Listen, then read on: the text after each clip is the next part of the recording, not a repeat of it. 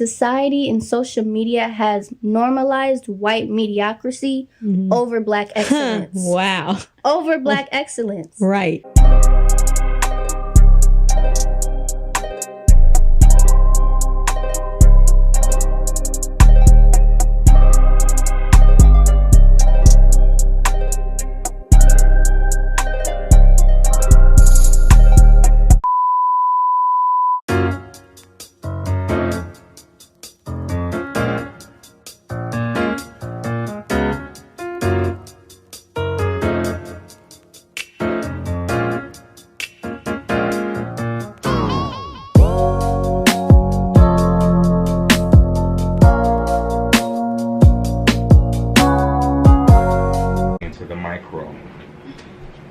She sounds good in your headphones. Yeah. So I think I told you, like, that episode with Gabby was so good. It was I just feel like I couldn't top it. It was a episode. powerful episode, and I was just like, how am I gonna come back from that? I just can't. But it's just that she goes to, like, Capitol Hill and, like, speaks about it. Like, yeah. So it was hard. That was a hard episode. And the fact that you captured it forever. Right, man. And she was just so transparent. That's another thing, girl. We keep it real on here. Yeah, I got to. Laugh, cry. Before we start, because I have not recorded in a long time, I'm kind of do my spiel by myself, then I'll introduce you. Okay. Get to know each other, and it's gonna be dope because after you, I want to do Honey Blue next. Oh, so, okay. Yeah, I'm trying to get all y'all in here. So yeah, I'm gonna go ahead though and start. All right. Okay. Which I won't take Jade because they do have to go. What's up? It's your girlie Imani Nicole, and you are listening to Season 1, Episode 5 of Her versus Everybody podcast. Actually attended the March on Washington, which was a very powerful, super powerful experience. I really wish at the time to talk about that more in detail, but I did the March on Washington. I went to New York. Then October approached, and honestly, October, I tried to get in the studio a couple of times, but the episodes were bullshit, and I feel like if I can't bring a certain amount of substance to the table, I'm not going to release it. So I actually just turned 21 like 2 weeks ago. So my 21st birthday was super lit, you feel me? Got fucked up, passed out, woke up, did it again. It was fun. I've still been partying, I'm not even gonna lie. I was partying last night. I feel like once you turn 21, y'all, for my listeners who aren't 21, I feel like you gotta just get out of your system and just do all the drinking you need to do and just turn the fuck up, because you couldn't before. So yeah, that's been my life. So let me tell y'all who I got with me today, because I've been wanting to interview her for a long time. I'm going to call her by her Instagram name. Okay. I have another Black creation with me. Okay. How are you? I'm good. How are you? I'm good. I'm very happy to have you here. That's good. I feel like we were struggling in the beginning, just getting it together. But everything happens for a reason. Girl, time to do a little icebreaker. I like to play this or that, just to give the audience a feel, you know, for who you are. The first one is dog or cat? Dog. Instagram or Twitter? Twitter. Twitter. Call it. Why? Instagram is the app where, like, you talk about, or you just post about everything good. You know, you post all your highs, never your lows. But Twitter is more real. It's funny. It's raw. It's relatable. And that's just what I like to see. That's really what I'm about. So, yeah, okay, Twitter. Okay, I like that. Call or text? Text. Yeah. You don't like a phone call? I have to really like you. So you gotta, like, text her first and be like, can I call you? Yeah. You like that? Well, I have to get to know you through text. And then I'll be like, okay, I'll give you my time of day. Really? I'm not a texter.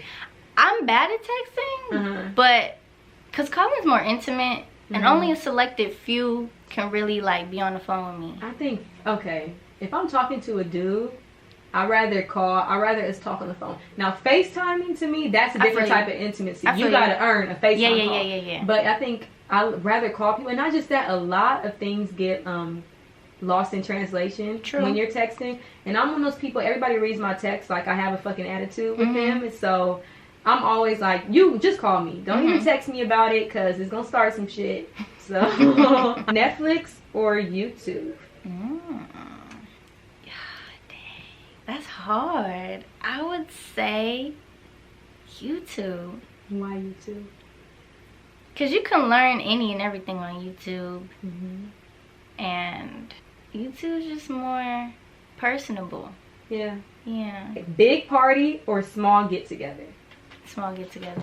Okay, I'm a small get together type of person too. Okay, so I'm gonna let you tell them a little bit about yourself. Who you are, what you do. Who am I? Y'all, she's vlogging right now too, so this is like really cool because I'm recording for the podcast and she's recording for YouTube. So who am I? Well, for those who don't know, my name is Janavi, but I do go by Another Black Creation on YouTube and Instagram. And honestly, I'm actually glad you asked me this question because a lot of people see me on YouTube or Instagram, oh, Another Black Creation, da da da, she fits in air, pro black, all of that. And for a lot of people, that can be really intimidating, you know, when you appear as somebody who knows more than somebody else and you know, you want to change the world. But I'm honestly like a regular person like everybody else. I'm still learning.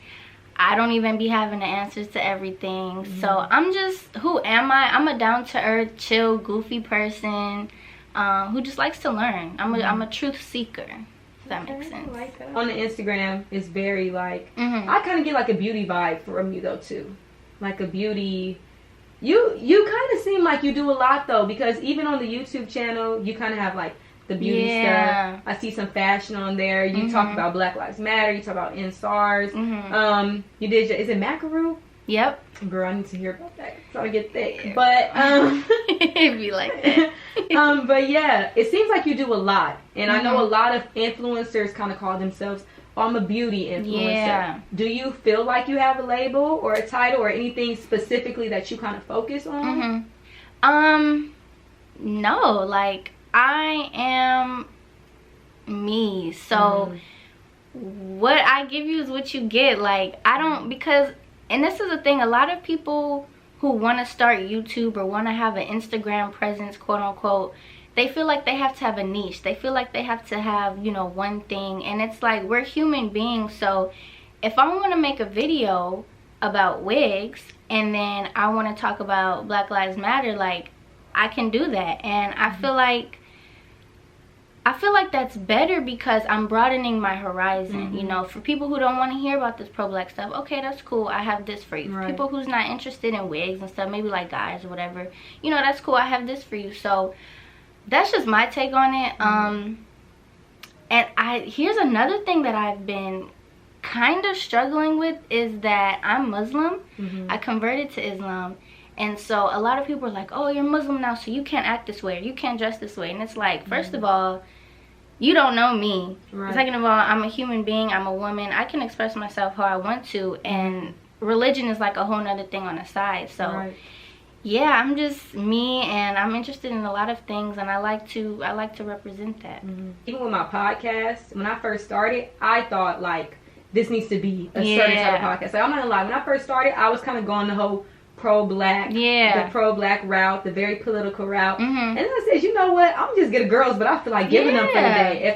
If I'm led to talk about a certain topic, then that's what I'm going to talk about here, because there's a little bit for everybody, and everybody can relate when you do it that way. And I also love what you said about religion and not acting a certain way, because I'm Christian, you know, and I've grown up in a very religious household, and I've been told several times, like, you know, you can't have a podcast and talk about what you talk about. You can have a podcast and cuss. You feel me? I'm imperfect, you know. I'm a sinner till the day I die. So you know, but I've always been kind of like that. Pressure's been on me to like be this certain type of person, because people know you grow up in church and you have your platform and you do what you want with it. But like you said, like that's something, you know, within itself. So how did you get into YouTube? Influencing, girl, the followers. She has 10K followers, y'all. I said, shit. I hope after this episode she give me some. I wanted to be on YouTube probably since I was 9 years old. But just to be goofy, not for nothing serious, not for no opportunities that YouTube brings or whatever. But I was just like, nah, like I said, like society has you feeling like you need to have a certain bedroom or you have to have a certain type of equipment for it. So I was like, nah, I can't do YouTube. Like, look at my room and look at how I look. And representation. And we're gonna get into that. We're gonna. That's right. That's why I looked at you, because representation. So I was like, what do I even have to offer? And then I graduated high school, and I was like, I'm a really like sociable person. Even for people that don't know me at all, they feel like they know me. I'm just able to connect with people on a different type of level. So I'm like, why not do YouTube? And I'm gonna just do it for fun, like just because, you know, I want to do it. So I did it. And then it was and then when I started my YouTube, I was doing a lot of, you know, makeup and beauty stuff, because that's what I felt like I had to put out. And I was like, you know what, forget that. I'm gonna do videos about pro-black stuff, because that's what I'm passionate about. Then, you know, I was on this little weight gain journey, and I'm like, why not share this for people? You know, why not? And that video was what really skyrocketed. Girl, I was doing my research, and I saw that video has a lot of views. Yeah, so I was like, and that's what really made me think, like, I don't have to put out a certain type of content, because that video was just for the hell of it, and that's what really got me to where I'm at today. So yeah, I just always had a passion for being on a screen or whatever, I don't know. And then Instagram, you know, I have been on a self-love journey, representation again. And so I've just been appreciating different parts of my body or my face. So I've been just taking pictures just since like 7th grade, like those like real Tumblr-esque type pictures. I was that girl. And so that's what really got my Instagram to what it was. And then as of maybe 4 years ago, I started being more political. But yeah, I was just a pretty girl, appreciating myself, and that's just, you know, just being me. That's what I really embrace about myself, is like, I don't have to, you know, shake some ass on a screen to get people to follow me. I don't have to. For those who do that, that's cool. You embrace yourself the way you want to, because don't get me wrong, I be doing that now. I be throwing it. But I just really appreciate, like, I learned to love me. I was able to accept me and be me, and that's what people like about me. I don't have to do anything special. So, and I just want to let you know that seeing your posts are always super bittersweet for me, because you reflect me. You know, when you look on Instagram, it's not like reasonable, it's not realistic. And when I see you, it's just always like, wow, like this really pretty black girl that's just going to school, she's handling her business, she talk her shit. Because I see you be going back and forth with people in the comments too, and it be got to but it's always bittersweet, because you don't and not in a negative way, but we know we have like the Instagram baddie, and you're not too concerned about fitting into that. And I really feel like younger girls need to see someone that looks like them, because everybody's not gonna have a Coke bottle, you know, figure. Everybody's not gonna have a fat ass and double D's and hair down their back. That's not realistic. So every time I see you post, it's just like, real women still exist, you know? Thank you. How did you like get into your little like political journey? Ooh. Or where did that, was it an awakening? You know what, this is, I'm really surprised I have yet to make a video about this, because I really need to. But it's really bittersweet, because there was a point in time where I wanted to be white. Really? I would put powder on my skin and see what I would look like if I was white. I would wrap like belts around my butt and my hips to make myself look smaller. I wish y'all could see how bomb she is, girl. She bugged me. Y'all, I don't know what happened to me, but I really wanted to be white, because on TV and on billboards and on commercials and music videos, it's like that was what was it, like that's what was considered beautiful. And I was like, damn, like what if I was white? And so what happened? I don't even know what happened. No, this is what happened.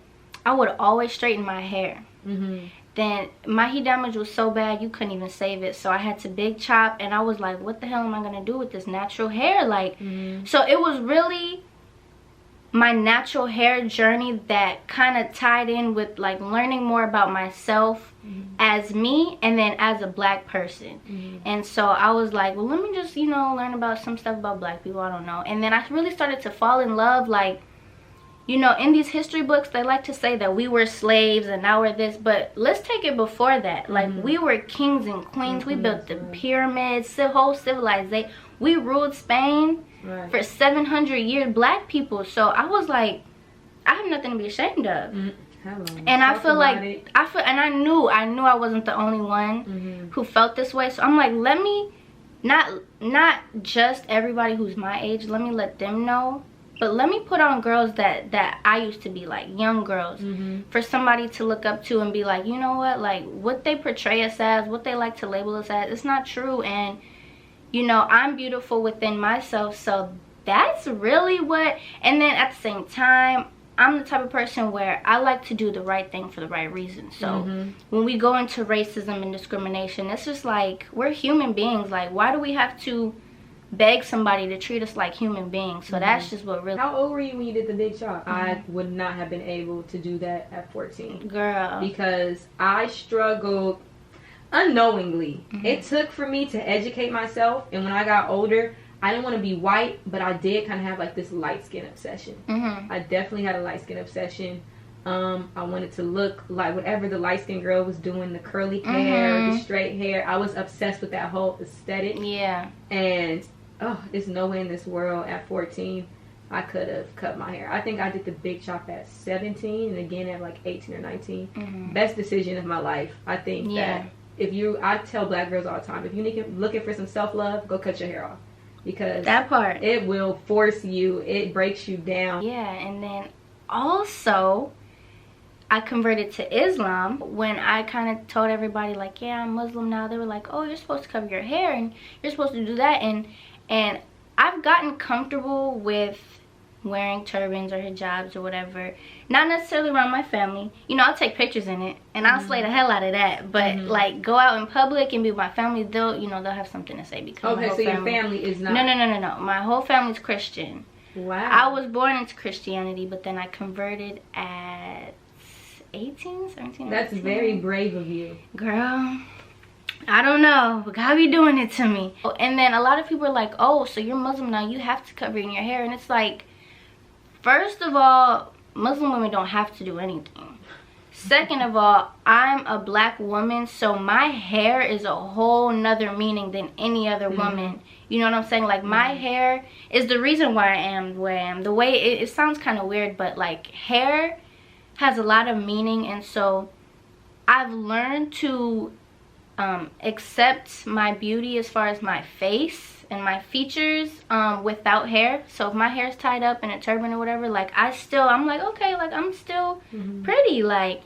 But even like, my hair period is just a whole nother way to express myself. So yeah. Did you experience a lot of backlash from your family? Oh yeah. At first it was denial. It was like, she not Muslim. Like, there's no way. Bugging. She don't know what she's talking about. One, right? Yeah, she don't know what she's talking about. She been reading too much. Yeah, and then when I was like, no, for real, and then like a few months later, it went from denial, like, nah, she tripping, to them asking me questions, but not asking questions because they're curious. It was almost like an interrogation. Right, why do you believe that? And who told you that? And what makes you think? And I'm like, everything that's happened to me, I wouldn't take it back for anything, because I know that's how the real world is going to be. People are going to press me. People are going to make it seem like I'm crazy. I don't know what I'm doing. So all of that just helped me, you know, learn how to stand my ground. Taught me how to fact check, because people will try to check me, and I have to come with facts for that. You know, be prepared. And so, you know, and even still to this day, it's kind of like tension. It's kind of awkward. You know, Thanksgiving's coming up. They'd be like, oh, do you want ham? And I'm like, So unfortunately, as a black woman, I'm gonna have to work 10 times harder to be just as good, if not better. And I feel like society and social media has normalized white mediocrity over black excellence. Wow. Over black excellence. Right. Because I have to work 10 times harder, just to be just as good, if not better than as her. the average Joe. Yeah. That ain't doing nothing special. At all. So, you know, but, you know, that's life. I'm glad to have had the opportunity to talk to you. Likewise. I think it was a dope conversation. And I was telling my dad, I was like, hey, like, this is going to be a good episode. Like, I just know this girl is going to give me what I need. Mm-hmm. And you did that for me. So thank you so much. The vibe was cool. And we going to for sure kick it out, you know, in the future. I love y'all. Stay blessed. Wear your mask. And I'll talk to y'all soon. Peace. Hey, that was good. That was fun. Thank you. That was good. And also, he plays it back a little bit so you can hear it. Oh, okay. Make sure you like how we sound. Okay.